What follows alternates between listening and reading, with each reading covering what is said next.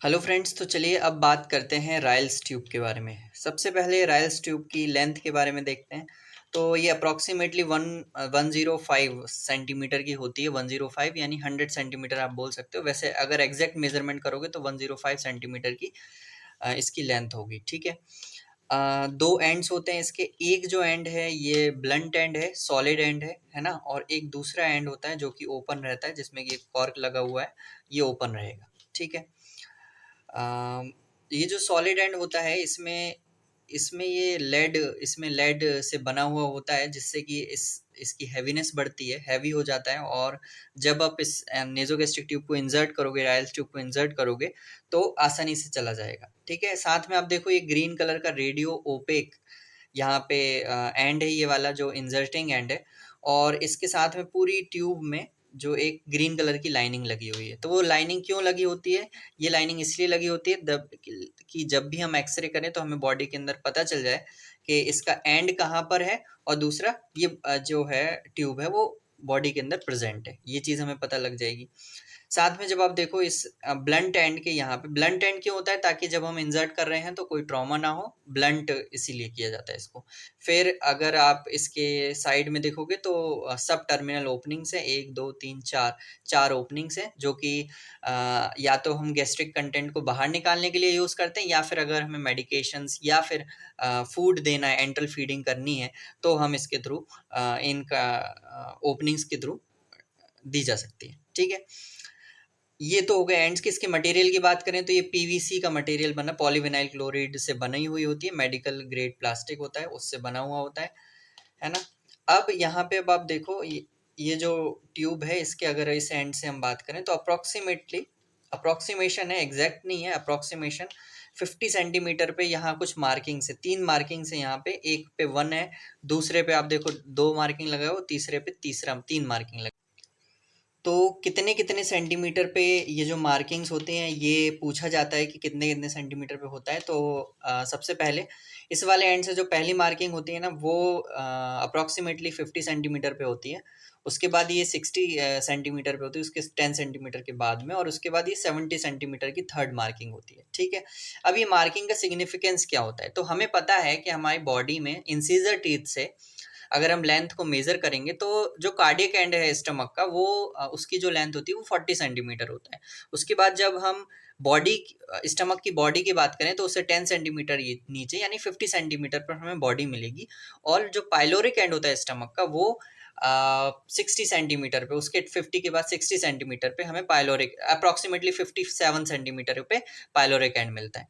तो जब ये जो ट्यूब है, जब हम इसको किसी पेशेंट के अंदर डला रहता है, तो हम इस मार्किंग से ये पता लगा सकते हैं कि ये अप्रॉक्सीमेट कितनी सेंटीमीटर की ट्यूब जो है वो अंदर गई है। और उससे हमें ये लेवल पता चल जाएगा कि ये कार्डियक लेवल पे है, कार्डियक एंड पर है, बॉडी में है, या फिर पाइलोरिक एंड पर है। ठीक है।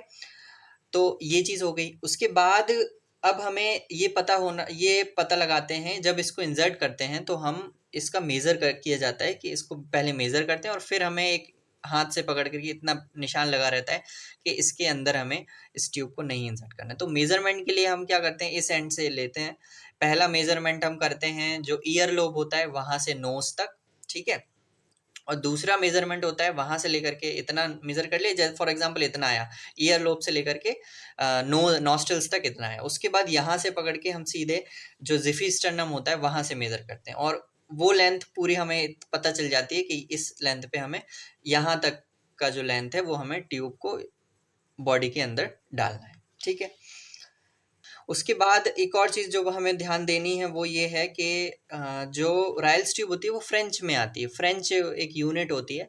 फ्रेंच का मतलब क्या होता है? जैसे फॉर एग्जांपल ये जो रायल्स ट्यूब है ये 14 फ्रेंच की है। तो इसका क्या मतलब है कि एक 14 फ्रेंच की ट्यूब में और एक 18 फ्रेंच की ट्यूब में क्या अंतर होता है? तो ये जो अंतर होता है, ये जो डिफरेंस होता है, वो डायमीटर का डिफरेंस होता है।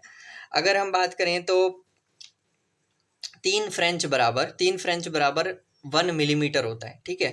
तो अगर ये 14 फ्रेंच की है और हमें इसका देखना, इसका मतलब है कि उसका जो डायमीटर है वो डिवाइडेड बाय 14 को डिवाइडेड बाय 3 करेंगे तो लगभग 4.7 के करीब आएगा। तो इसका अगर हम डायमीटर मेजर करेंगे तो 4.7 के अप्रोक्सीमेट आएगा। तो मैं इसको बताता हूँ, अगर हम इसका मेजर करें तो लगभग इसका जो डायमीटर है वो 4.7 मिलीमीटर आएगा, ठीक है, 5 नहीं है, 4.7 मिलीमीटर लगभग आएगा। तो हमें ये चीज़ समझ में आ गई कि फ्रेंच जो है उसका क्या मतलब होता है, ठीक है।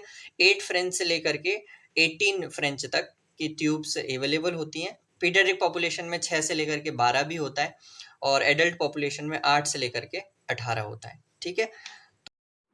तो चलिए अब हम बात करते हैं यूजेस के बारे में, रायल्स ट्यूब के यूजेस क्या होते हैं। तो दो तरह के यूजेस पढ़ेंगे, डायग्नोस्टिक यूज़ क्या होते हैं और थेरेपेटिक यूज़ क्या होते हैं। डायग्नोस्टिक यूज़ का मतलब है कोई भी चीज़ को डायग्नोसिस करने में हम रायल्स ट्यूब का यूज़ करेंगे। तो सबसे पहला पॉइंट आता है अपर गैस्ट्रोइंटेस्टाइनल ब्लीडिंग अगर होती है तो हम नेजोगैस्ट्रिक ट्यूब डाल करके वो एस्पिरेट करेंगे कंटेंट और ये पता लगाएंगे जो ब्लीडिंग है वो गैस्ट्रोइंटेस्टाइनल ट्रैक्ट से हो रही है या फिर ट्रैकिया से हो रही है, ठीक है। गैस्ट्रिक एनालिसिस में हमें ये पता चलता है कि गैस्ट्रिक जो भी कंटेंट होता है उसको हम एस्पिरेट करके एनालिसिस के लिए भेजते हैं। इसमें हम एक्लोरहाइड्रिया है, जोलिंगर इलीसन सिंड्रोम है, पेप्टिक अल्सर डिजीज़ है, इनकी डायग्नोसिस में हेल्प मिलती है। फिर पॉइजनिंग के केसेस में अगर पॉइजनिंग हुई है तो हम वही एस्पिरेट को एनालिसिस के लिए भेजेंगे किस तरह का पॉइजनिंग वहाँ पे हुआ है। स्टमक कैंसर की डायग्नोसिस के लिए एक्सफोलिएटिव साइटोलॉजी में हेल्पफुल होता है, ठीक है। बच्चों के अंदर जब बच्चे कफ नहीं कर पाते अच्छे से तो गैस्ट्रिक एस्पिरेट का यूज़ किया जाता है। तो उसमें ट्यूबरकुलोसिस अगर बच्चों में अगर ट्यूबरकुलोसिस होती है तो उसके डायग्नोसिस में जो अर्ली मॉर्निंग सैंपल्स होते हैं वो नेजोगैस्ट्रिक ट्यूब से ही निकाले जाते हैं गैस्ट्रिक कंटेंट के। फिर ट्रैकियोइसोफेजियल फिस्टुला अगर होता है तो जब हम रायल्स ट्यूब डालेंगे तो वो ब्लाइंड जो ईसोफेगस है या जो कनेक्टेड है ट्रैकिया से, तो उसको हमें वहीं कॉइलिंग हो जाएगी आरटी ट्यूब की और वो जो आरटी है वो अंदर जाएगी ही नहीं, ठीक है। एडमिनिस्ट्रेशन ऑफ रेडियोग्राफिक कॉन्ट्रास्ट अगर हमें बेरियम स्टडीज़ करनी है तो रेडियोग्राफिक कॉन्ट्रास्ट के लिए डाई डालने के लिए भी हम नेजोगैस्ट्रिक ट्यूब का यूज़ कर सकते हैं। थेरेपेटिक यूजेस की बात करें तो ऐसी यूजेस जिसमें कि उसका जो यूज़ है आरटी का ट्यूब है वो इलाज के लिए काम होता है। तो सबसे पहला पॉइंट है एंट्रल फीडिंग और न्यूट्रिएंट्स एंड ड्रग्स, मतलब दवाइयाँ देने के लिए और एंट्रल न्यूट्रिशन देने के लिए, ठीक है। गैस्ट्रिक लवाज अगर पॉइजनिंग हो गई है तो गैस्ट्रिक लवाज में आरटी का यूज़ किया जा सकता है। गैस्ट्रिक डिकम्प्रेशन इन इंटेस्टाइनल ऑब्स्ट्रक्शन, अगर ऑब्स्ट्रक्शन का केस होता है तो डिकम्प्रेशन जो प्रेशर है उसको रिलीज़ करने के लिए हम एनजी ट्यूब को डालते हैं, ठीक है। अगर हम बॉवल इरिगेशन हमें करना है तो नेजोगैस्ट्रिक ट्यूब का यूज़ कर सकते हैं। अब हम बात करते हैं कॉन्ट्राइंडिकेशंस की, मतलब कहाँ पर हमें इसका यूज़ नहीं करना है। तो इसमें भी दो हिस्से होते हैं, रिलेटिव कॉन्ट्राइंडिकेशन और एब्सोल्यूट कॉन्ट्राइंडिकेशन। एब्सोल्यूट कॉन्ट्राइंडिकेशन का मतलब है हमें देना ही नहीं है, जिसमें कि पहला पॉइंट आता है मिड फेशियल इंजरी अगर हुई है, यहाँ पे अगर फेस वाले हिस्से पे हमें इंजरी हुई तो हमें नहीं देता है, आरटी नहीं इंजर्ट करना है। दूसरा, रीसेंट नेज़ल सर्जरी हुई है, नोज सर्जरीज अगर रिसेंटली हुई हैं तो भी हमें आरटी को नहीं डालना है, एब्सोल्यूट कॉन्ट्राइंडिकेशन होता है। रिलेटिव कॉन्ट्राइंडिकेशन की बात करें मतलब डाला जा सकता है, क्लिनिकल डिसीजन होता है, वहीं पर लिया जाता है कि हमें वो चीज़ करनी है कि नहीं करनी। इसमें सबसे पहला पॉइंट आता है कोगुलेशन डिसऑर्डर्स, उसमें उसके बाद दूसरा पॉइंट आता है ईसोफेजियल वेरिसेस है, ब्लीडिंग हो रही है, तब अगर क्योंकि परफोरेशन के चांसेस ज़्यादा बढ़ जाते तो हमें आरटी का ट्यूब को रिलेटिव कॉन्ट्राइंडिकेशन है। उसके बाद एल्कली पॉइजनिंग है, एल्कली पॉइजनिंग में अगर बहुत ज़्यादा इंजरी हुई है, बहुत ज़्यादा कोरोजन हुआ है तो हमें नहीं डालना है, लेकिन अगर थोड़ा सा माइल्ड कोरोजन है तो हम आरटी ट्यूब डाल सकते हैं, ठीक है। तो चलिए ये पूरा वीडियो आरटी ट्यूब के ऊपर था, रायल्स ट्यूब के ऊपर था। इसमें हमने उसके पार्ट्स देखे, इसमें हमने उसके यूजेस देखे, दोनों को यूजेस को, डायग्नोस्टिक यूजेस क्या होते हैं, थेरेपेटिक यूजेस क्या होते हैं, कॉन्ट्राइंडिकेशंस देखे। तो ये सारी चीज़ें इस वीडियो में कवर हैं। अगर वीडियो पसंद आई हो तो अपने दोस्तों के साथ शेयर करें और सब्सक्राइब करें। Thank you very much.